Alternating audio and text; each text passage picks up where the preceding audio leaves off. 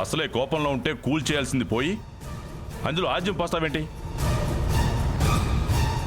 వాళ్ళని వీళ్ళని కాదు, ముందు మీ బావని తీసుకెళ్ళి లోపలేయాలి. అప్పుడు కానీ మన ప్లాన్ వర్కౌట్ అవ్వదు. ఏంట్రా అంటున్నావు? అబ్బే ఏం లేదు బావా, నువ్వు చాలా మంచోడు అని చెప్తున్నా.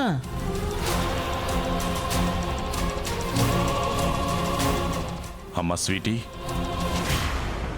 పల్లవి గురించి నువ్వేం బాధపడకు. తన పక్కనే బ్యాడ్ పోలీస్ ఉన్నాడుగా, ఏం కాదు. సర్లే, పల్లవిని కలిసొద్దాం, సరేనా?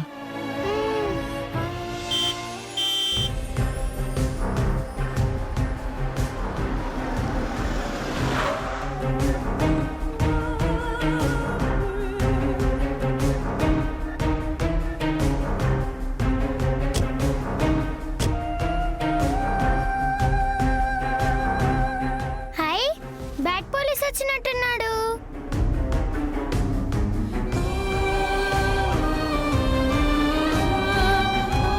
పద. ఫ్రెండు, నేను పోలీసులు అరెస్ట్ చేస్తారని తెలియగానే నేను ఎంత బాధపడ్డానో తెలుసా? కంగారు ఎందుకమ్మా, నేను వచ్చేసాను కదా. చూడు, నాకేం కాలేదు. నువ్వెంత మంచిదానివి, నిన్నెందుకు పోలీసులు తీసుకెళ్లారు ఫ్రెండు? ఏం లేదులమ్మా, చిన్న అపార్థం. ఓ కేసులో నీ ఫ్రెండ్ హెల్ప్ కావాల్సి వచ్చింది, అందుకే తీసుకెళ్లారు.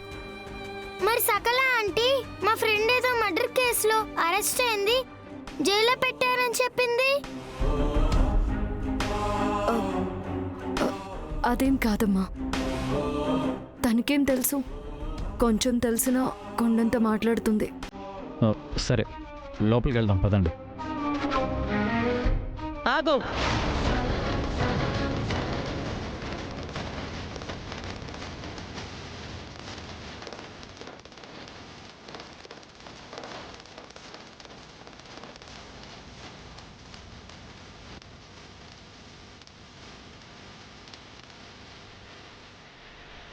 కార్తీక్,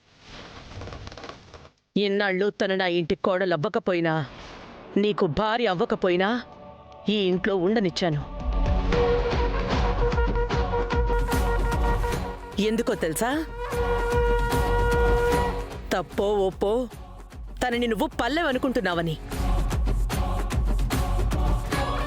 కాదు కూడదు అని దీన్ని వెళ్ళగొడితే నువ్వు ఎక్కడ బాధపడతావోనని. ఇక సహించడం నా వల్ల కాదు.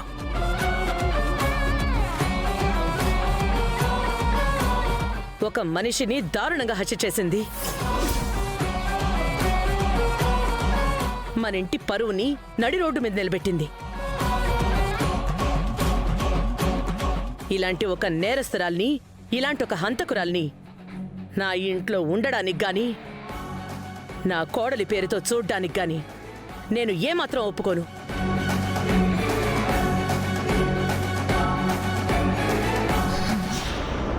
ఇప్పుడు అమ్మ దారిలోకి వచ్చింది మావయ్య, ఇదే ఛాన్స్.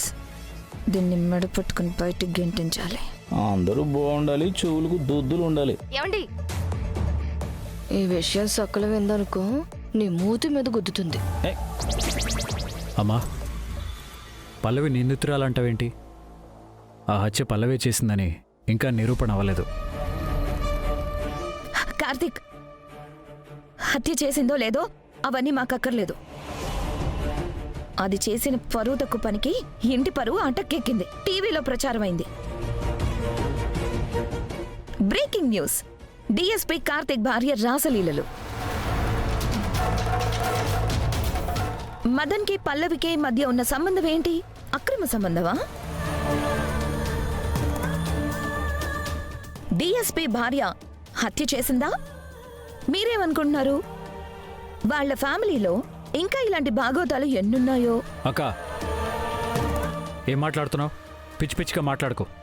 ఇవి నేను మాట్లాడిన మాటలు కాదు కార్తీక్, జనాలు అనుకుంటున్న మాటలు, టీవీలో ప్రచారం అవుతున్న వార్తలు. ఆధారాలు దొరికాయా? ఈ పల్లవికి శిక్ష పడిందా అని ఎవరు ప్రశ్నించరు. మీ కోడలు హత్య చేసిందంట కదా అని చెవులు బిక్కులు పడేలా ప్రశ్నలు వేస్తారు. రోడ్డు మీదకి వెళ్తే చాలు రోడ్ రోలర్లా వెంట పడుతున్నారు. వాళ్ళకేమని సమాధానం చెప్తావు? మురిగే కుక్కలకి సమాధానం చెప్పాల్సిన అవసరం లేదు. కోఇన్సిడెంట్గా ఆ టైంలో పల్లవి అక్కడే ఉండటంతో తన్ని తీసుకెళ్లి విచారించారే తప్ప తనే దోషాన్ని నిర్ధారించలేదు. తను నిజంగా దోష అయితే కదా మనం బాధపడాల్సింది, జనం మాటలు తీసుకోవాల్సింది. తన మీద నీకు ప్రేమ ఉంటే మీరు చూసుకోండి. కానీ ఇది వంశ ప్రతిష్టకి సంబంధించింది. మీ స్వార్థం కోసం కుటుంబ పరువు తీసుకోలేను.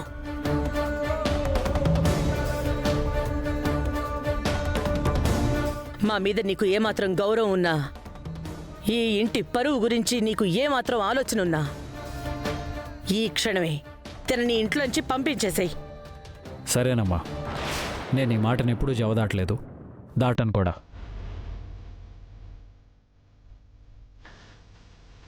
నీకు విషయం చెప్తానమ్మా. ఇలాంటి పరిస్థితి ఇంతకుముందు 2 సార్లు వచ్చింది. ఆ రోజు మొదటిసారి నీకు గుర్తుందా? పల్లవి హత్య కేసులో రాధికే నిందితురాలంటానికి బలమైన సాక్ష్యాలు కూడా ఉన్నాయి.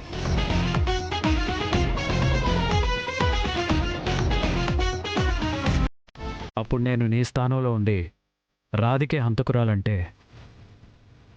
నువ్వు అప్పుడు నా స్థానంలో ఉండి తన్ని సపోర్ట్ చేసావు.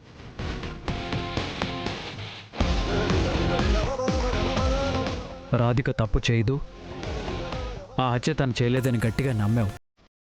తన వైపు బలంగా నిలబడ్డావు. ఆ రోజు రాధిక ఉన్న స్థానంలో ఈరోజు పల్లవి ఉంది. రాధిక మీద పెట్టుకున్న నమ్మకం పల్లవి మీద పెట్టుకోలేకపోతున్నావు. ఇదెక్కడ న్యాయం అమ్మా? ఎందుకంటే రాధిక నా కోడలు.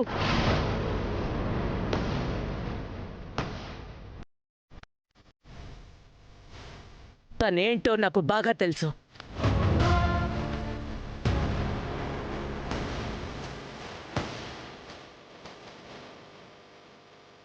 అలాగే పల్లవి కూడా నా భార్యే. తన గురించి కూడా నాకు బాగా తెలుసు. హత్య జరిగిన సమయంలో అనుకోకుండా తను అక్కడికి వెళ్ళిందే తప్ప తన హత్య చేయలేదు. ఇది తన భర్తగా కాదు, డిఎస్పి కార్తిక్గా ఖచ్చితంగా ఇది నేను నమ్ముతున్నాను.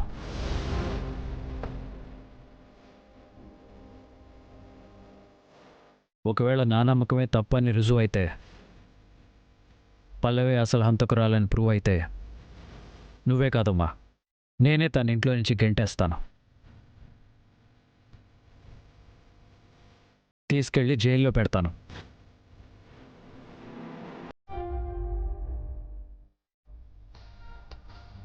అప్పటి వరకు మీరు తన్నే నిరపరాధిగానే చూడండి, అపరాధిగా కాదు. అవును ధర్మ, కార్తీక్ చెప్పేది నిజమే. న్యాయం అనేది అందరికీ సమానంగా ఉండాలి ధర్మ. నిజం తెలియకుండా నిందించడం చాలా తప్పు. పల్లవి, లోపలికి పద.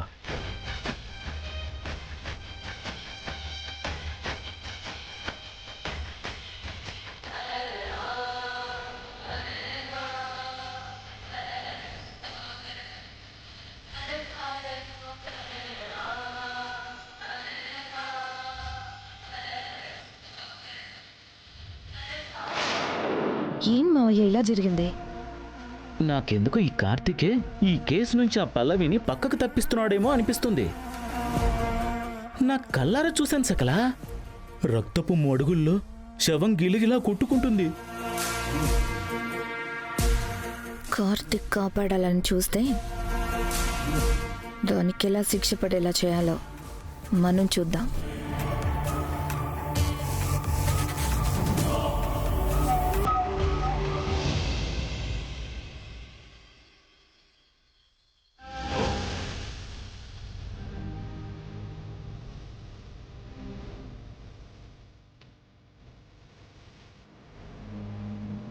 అమ్మా, నాకేం కాలేదు.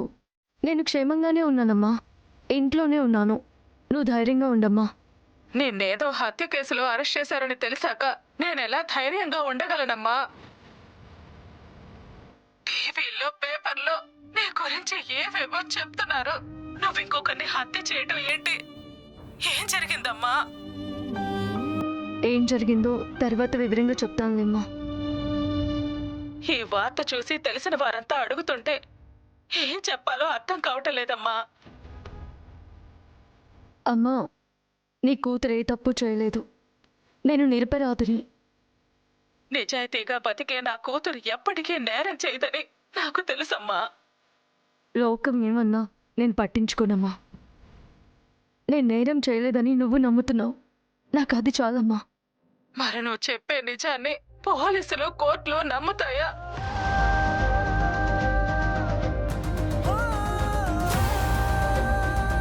ఆ హత్యలో అసలు హంతకులెవరో, ఎందుకు చేశారో ఆ నిజాలన్నీ త్వరలో బయటకు వస్తాయి. అమ్మా, నా గురించి నువ్వేం భయపడకు.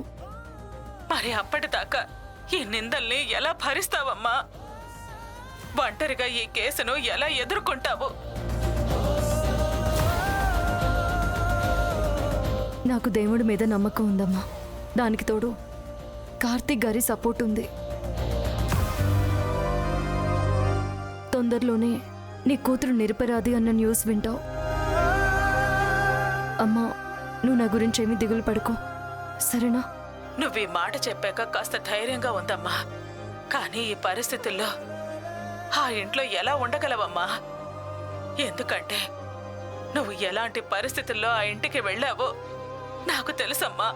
ఆ కుటుంబం అంతా నిన్ను సూటిపోటి మాటలతో బాధ పెట్టి ఎలాగైనా ఇంటి నుంచి బయటికి పంపించాలనుకునే వాళ్లే. వాళ్ల ముందు తిరగటం నీకు కష్టంగా ఉంటుంది. అందుకే మన ఇంటికి వచ్చాయమ్మా. లేదమ్మా, నేను అక్కడికి వస్తే వీళ్ళ దృష్టిలో నేను నేరం చేసి పారిపోయిందని అవుతాను. ఈ ఇంట్లోనే ఉండి ఈ కేసులో నేను నిరపరాధిని అని తేలాకే ఇంటికి వస్తానమ్మా. జాగ్రత్తమ్మా.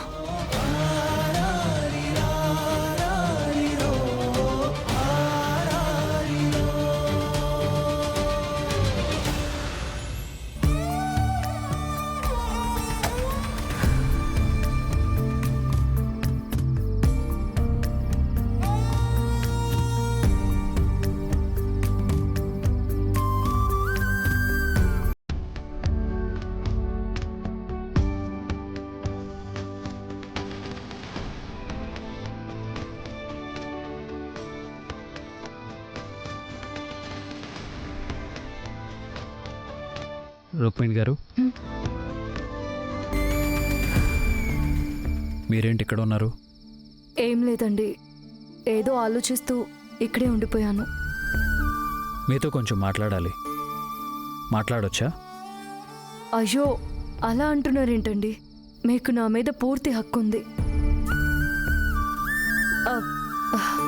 ఐ మీన్, మీకంటే నాకు అయిన వాళ్ళు ఎవరూ లేరు. చెప్పండి. ఇంట్రాగేషన్లో మీరు చెప్పినవన్నీ నిజాలేనా?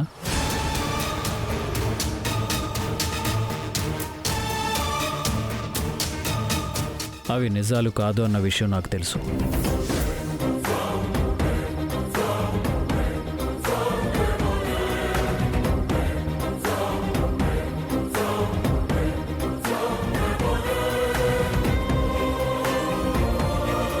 అవి నిజాలు కావని మీకెలా తెలుసు? అదే నిజం కాదు, ఆ నిజం వెనక అబద్ధం ఉంది. నేను పోలీసునే. బాడీ లాంగ్వేజ్ని బట్టి, కళ్ళ కదలికలను బట్టి, మాట తడబాటుని బట్టి కనిపెట్టగలను.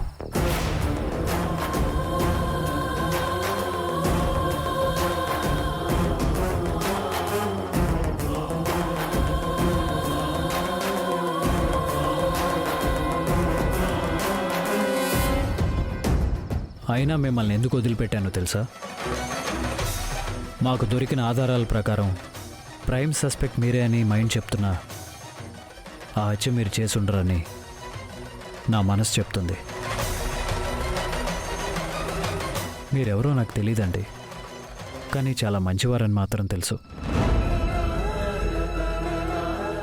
ఏ సంబంధం లేని నా కోసం నా కుటుంబం కోసం మీరు ఎన్నో త్యాగాలు చేశారు, ఎన్నో సాహసాలు చేశారు.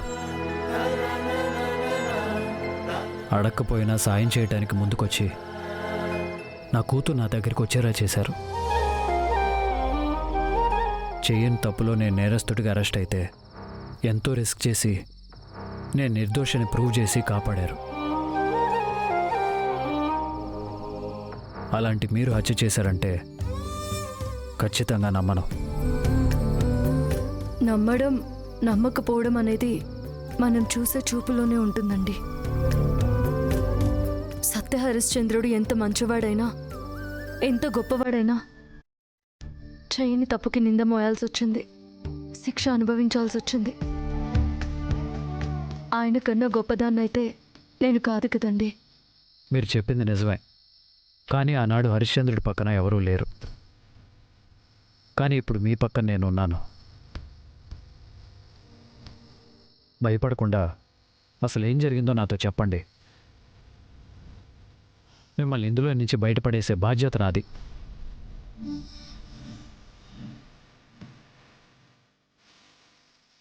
మీరు నన్ను నిజంగా నమ్మితే ధైర్యంగా చెప్పండి, నమ్మకం లేకపోతే వదిలేయండి. ఈ ప్రపంచంలో నేను నమ్మే ఏకైక వ్యక్తి మీరేనండి. అయితే నిజం చెప్పండి. సరే, నన్ను హెరాస్ చేస్తున్నారని తెలిసి ఆ మదన్కి మీరు వార్నింగ్ ఇచ్చారు కదా. ఆ తర్వాత కొంతకాలం అతను కామ్గానే ఉన్నాడు. కానీ కొంతకాలం తర్వాత మళ్ళీ వెంటపడడం స్టార్ట్ చేశాడు. చాలా ఇరిటేట్ చేశాడు.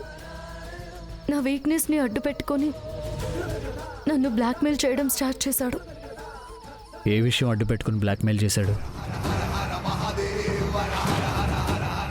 అయ్యో, సర్జరీ ఫైల్ గురించి చెప్పేస్తే నేనే రాధికి నన్ను తెలిసిపోతుంది.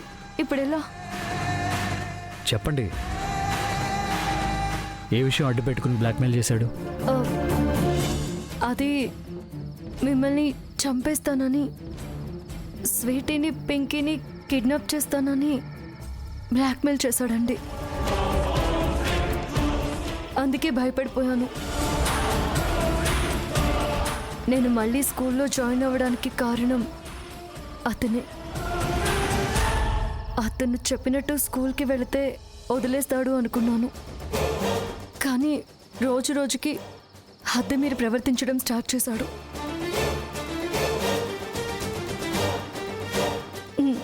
నాతో మిస్బిహేవ్ చేయడం, నేను ఎదురు తిరిగితే పనిష్మెంట్ అంటూ ఇంకా టార్చర్ చేయడం, ఇలా చెప్పుకుంటూ పోతే వాడి అరాచకాలు 1, 2 కాదు. మొన్న ఏకంగా నన్ను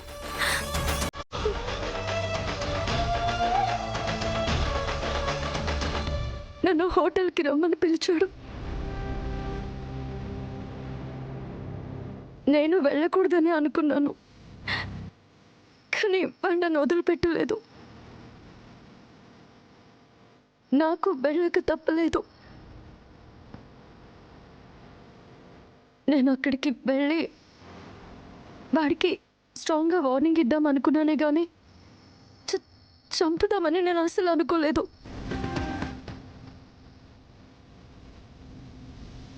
అక్కడికి వెళ్ళాక వాడు నన్ను బలవంతం చేయబోతే పెనుగులాట జరిగింది. తప్పని పరిస్థితుల్లో వాడి నుంచి తప్పించుకోవడం కోసం వాడిని తోసేసి వచ్చేసాను. వాడు వెంట పడితే డోర్ వేసి నేను పారిపోయాను.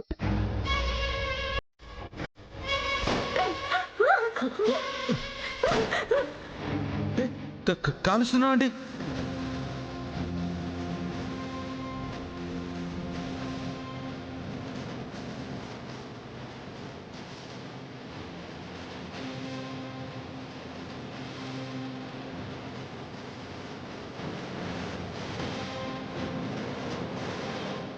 అది జరిగింది. తీరా చూస్తే వాడు చనిపోయిన విషయం విని నేను షాక్ అయిపోయాను. నిజంగా వాడి చావుతో నాకు ఎలాంటి సంబంధం లేదండి.